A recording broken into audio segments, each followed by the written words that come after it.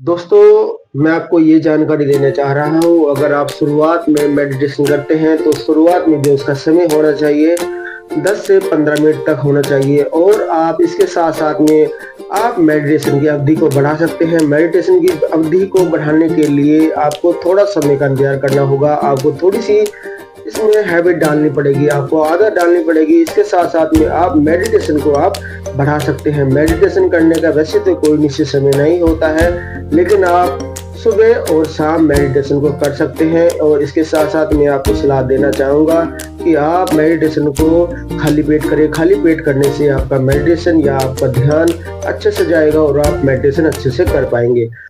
दोस्तों, ऐसे ही हमारी बेहतर वीडियो देखने के लिए हमें फॉलो करते रहिए। हमारा चैनल कैलाश आयुर्वेदिक नुस्खे के नाम से है। आप हमारे चैनल को लाइक कीजिए, शेयर कीजिए और सब्सक्राइब कीजिए, जिससे आपको हमारी हेल्थ से रिलेटेड सारी वीडियो आपको मिलती रहेगी। Thank you so much.